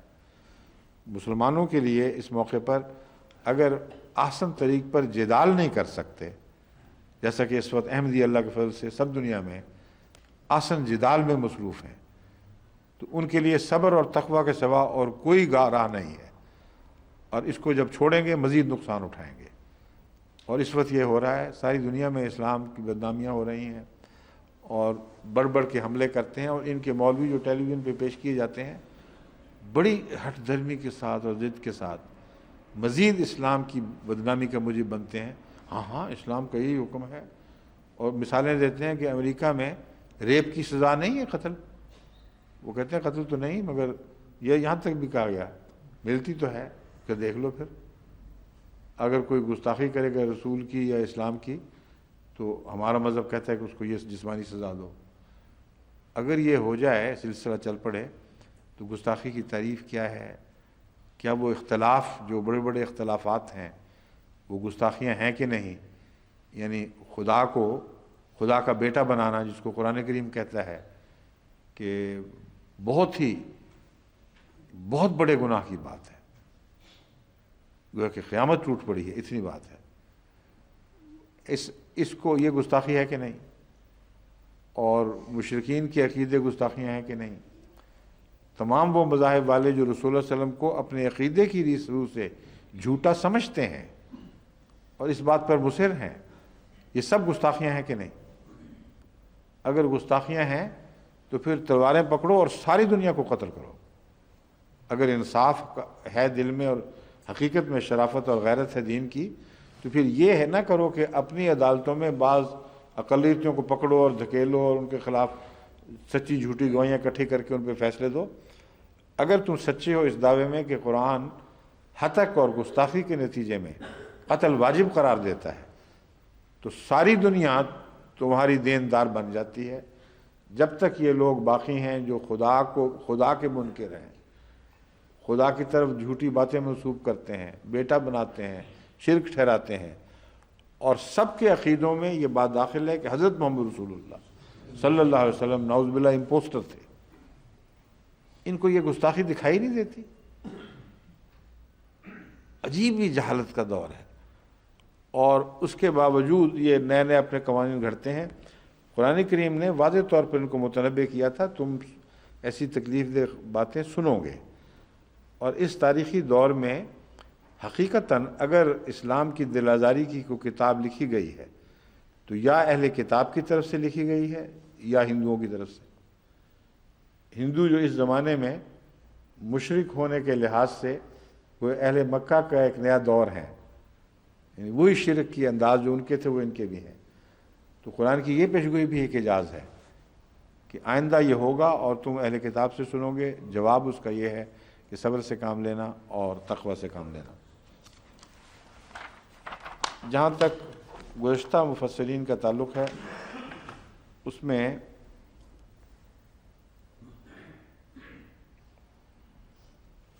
ایذا کی بحث اٹھائی گئی ہے. دکھ تکلیف جو جسم یا اس کے نتائج و متعلقات میں ہو، دنیاوی ہو یا اخروی ہو، دونوں صورتوں میں ایذا جسمانی بھی ہو سکتی ہے اور روحانی اذیت پہنچانا بھی اس میں شامل ہے. اور قرآن کریم نے تو صدقات دے کر اس کو جتانے کو بھی ایذا کے طور پر بیان فرمایا ہے. وَلَا تُبْتِلُوا صَدَقَاتِكُمْ بِالْمَنِّ وَالْأَذَىٰ، اپنے صدقات کو احسان جتا کر، والعذا، اور اس کے نتیجے میں ان پر بوجھ ڈال کر یا ان کی تحقیر کر کے اپنے صدقات کو ضائع نہ کیا کرو.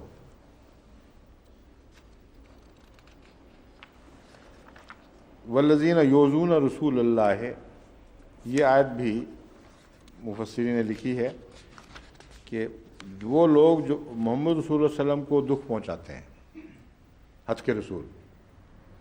قرآن کریم بیان فرما رہا ہے، مضمون کو اسی طرح چھیڑ رہا ہے کہ وہ لوگ جو گستاخی رسول کا مرتکب ہوتے ہیں اتنی زیادہ کہ محمد رسول اللہ علیہ وسلم کو آپ کے صبر کے باوجود شدید دکھ پہنچتا ہے، ان کے ساتھ کیا کرو؟ لہم عذاب علیم، ان کو اللہ کی طرف سے عذاب دیا جائے گا، اللہ ہی ہے جو ان کو دردناک عذاب میں مبتلا کرے گا۔ کہیں ان کو یہ نہیں فرمایا ان کے متعلق کہ تلواریں اٹھاؤ اور ان کو قتل و غارت شروع کر دو۔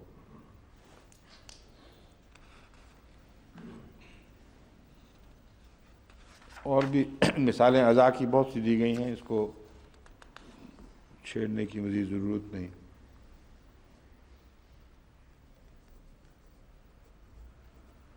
ولا یضرک شیئا الا عذاب ہی آتا ہے قرآن کریم میں کہ اے رسول تجھے وہ کوئی گہرا نقصان نہیں پہنچا سکیں گے، باتیں کریں گے، دل آزاریاں ہوں گی۔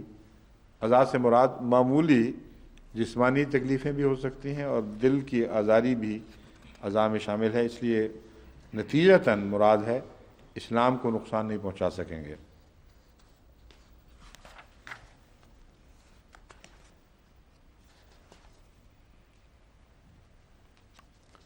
اور عزم الامور جو قرآن کریم نے فرمایا ہے اس میں کہتے ہیں عزیمت سے مراد ہوتی ہے، بعض لوگوں نے کہا ہے اذا عزمت فتوکل علی اللہ وغیرہ کے حوالے دے کر کہ اس سے مراد یہ ہے کہ مضبوطی سے انسان اپنے کسی ارادے پر قائم رہے، اور جب یہ فیصلہ کر لے، عزم سے مراد مضبوط فیصلہ کرنا ہے، اس میں قائم رہنے کا مضمون اس لیے ہے کہ فتوکل علی اللہ فرما دیا، فاذا عزمت فتوکل علی اللہ۔ اے رسول جب تو مشوروں کے بعد فیصلہ کر لیتا ہے تو پھر اس پر قائم رہ، اس لیے کہ تیرا توکل پھر اللہ پر ہے، اور اللہ کا توکل کا تقاضا ہے کہ تو اس فیصلے سے پھر منحرف نہ ہو اور اس میں لغزش نہ کھائے، ورنہ توکل ٹوٹے گا، یہ مراد ہے۔ تو عزم ایک ایسے فیصلے کو کہتے ہیں جس پر انسان مضبوطی سے قائم ہو جائے، اور عقدۃ النکاح کے سلسلے میں بھی عزم کا ذکر ملتا ہے، لا تعزموا عقدۃ النکاح، یعنی نکاح کرنے کے سلسلے میں، اس لیے پختہ سوچے سمجھے ارادے کو بھی عزم کہا جاتا ہے۔ اور عزیمت ایک قسم کے تعویذ گنڈے کو بھی کہتے ہیں۔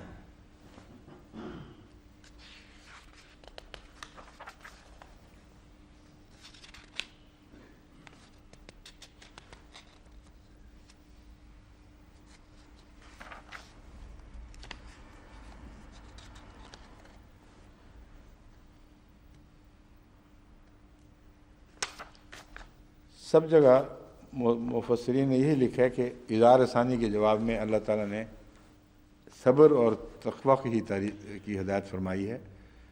بعض استثنائی واقعات ملتے ہیں جو بغاوت اور عہد شکنی کے نتیجے میں لوگوں کو سزا دی گئی ہے، وہ رسول اللہ علیہ وسلم کی دل آزاری کے نتیجے میں نہیں بلکہ عالم اسلام کو نقصان پہنچانے، مثلا کعب بن اشرف کا واقعہ ہے، وہ اپنے شیروں کے ذریعے اور دوسری سازشوں کے ذریعے تمام عرب قبائل کو انگیخت کرتا تھا کہ اسلام مسلمانوں پر حملہ آور ہوں، اور خود وہ رسول اللہ علیہ وسلم کے ساتھ ایک معاہدے کے پابند بھی تھے وہ لوگ، ان کو دیس نکالا ملا تھا لیکن بعض شرطوں کے ساتھ کہ وہ اسلام کے خلاف سازشوں میں شریک نہ ہوں گے۔ تو جہاں اس قسم کے بہت سارے محرکات اکٹھے کام کرتے ہیں، وہاں بعض دفعہ یہ علماء ایک کو بیان کر کے نتیجہ اس کی طرف منسوب کر دیتے ہیں کہ سزا اس لیے ہوئی تھی کہ اس نے گستاخی کی تھی۔ اگر یہ بات تھی تو ہر گستاخ کو کیوں سزا نہ ملی؟ وہ جو مدینے میں چاروں طرف گستاخیاں کرتے پھرتے تھے، جن کا ذکر قرآن میں آتا ہے کہ وہ آئے دن سازشیں کر رہے ہیں، تکلیفیں پہنچا رہے ہیں، تو ان کو پہچان بھی لیتا ہے، جانتا ہے۔ ان کو جب کہا جاتا ہے کہ رسول سے معافی مانگو یا استغفار سے کام لو تو سر مٹکاتے ہیں۔ معروف لوگ تھے، ان کو کیوں قتل نہ کیا؟ بس عقل کا تقاضا یہ ہے کہ حضرت صلی اللہ علیہ وآلہ وسلم کی طرف وہ بات منسوب کیے جائے جو آپ کے کردار کے مطابق درست ثابت ہو سکتی ہو، اور عمومی کردار کی نفی نہ کرتی ہو۔ بس یہ وہ ایک تشریح ضروری تھی، کیونکہ بعض جگہ مفسرین نے کعب بن اشرف کے سوال کو بھی اٹھایا ہے ضمن میں، لیکن نتیجہ وہی نکالا ہے کہ صبر ہی کی تلقین تھی۔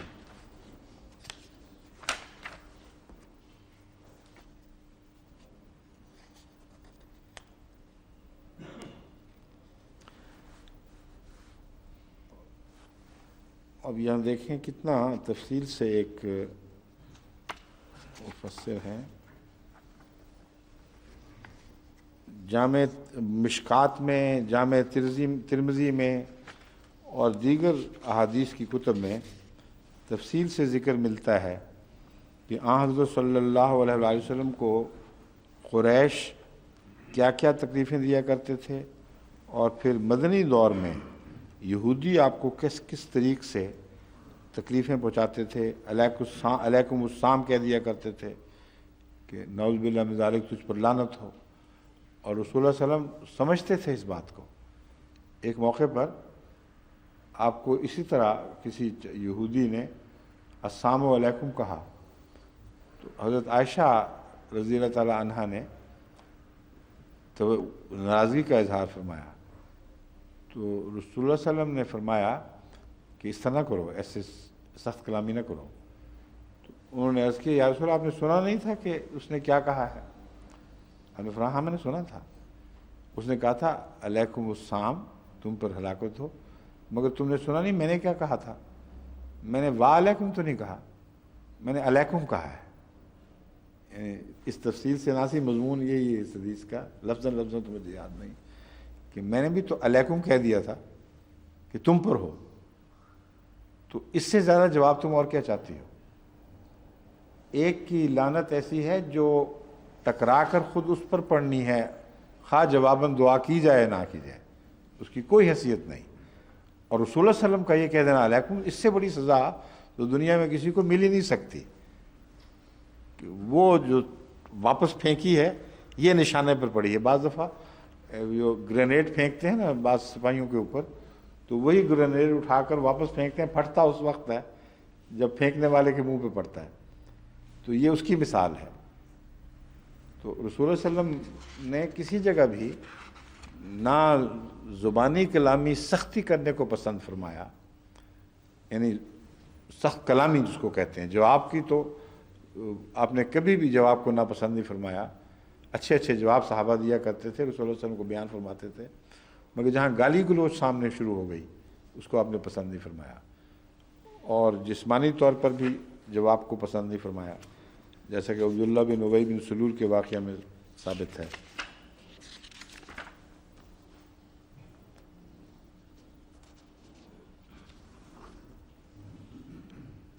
اب یہاں روح المعانی لکھتی ہے کعب بن اشرف کا ذکر کر کے بھی کہ یہود کے شریر کعب بن اشرف اور دیگر یہود کے شریر جو رسول اللہ صلی اللہ علیہ وسلم کی اظہار ثانی کیا کرتے تھے، اس کے متعلق خدا تعالیٰ نے صبر اور تقوی کی تلقین فرمائی ہے۔ اس حوالے سے کہہ رہے ہیں تو یہ کیسے ممکن ہے کہ اللہ تعالیٰ تو فرماتا ہو کہ کعب بن اشرف سے تجھے جو ذاتی دکھ پہنچتا ہے اس پر تو نے صبر سے کام لینا ہے، اور رسول اللہ صلی اللہ علیہ وسلم اس کو نظر انداز کر کے اس سے انتقام کا فیصلہ کر لیں۔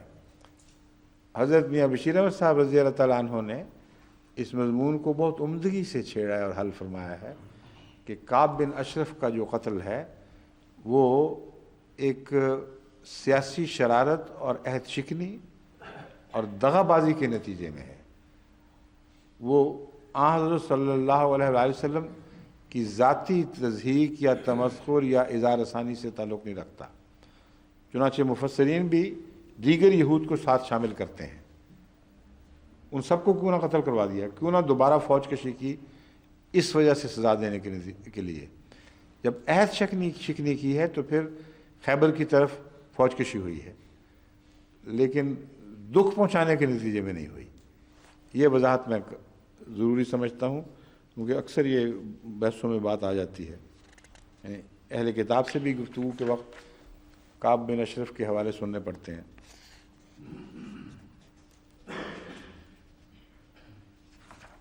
باقی اور کوئی ایسی بات نہیں، سارا مضمون اسی سے بھرا ہوا ہے۔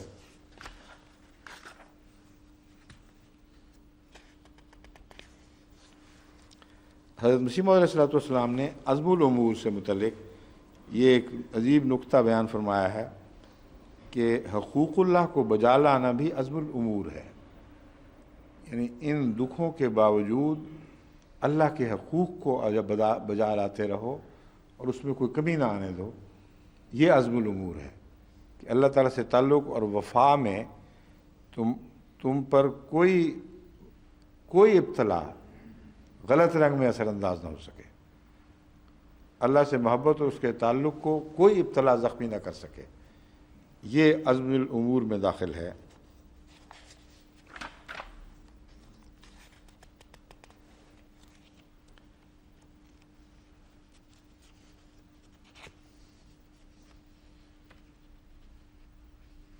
باقی سب وہی باتیں ہیں جو پہلے ہو چکی ہیں، میرے خیال میں کوئی نئی بات نہیں۔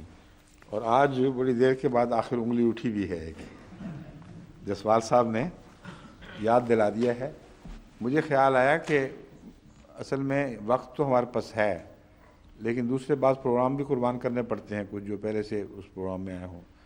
لیکن بڑی مشکل یہ ہے کہ بعض جگہ مثلا پاکستان میں روزے کا وقت ہو جاتا ہے، اور پھر بعض دفعہ اگر ہم لمبا چلائیں تو یہ بھی خطرہ ہوتا ہے کہ نماز مغرب اپنے آخری وقت کو پہنچ چکی ہو، یا پہلے ایسا بھی ہوتا رہا ہے کہ آخری وقت سے بھی گزر جاتی تھی۔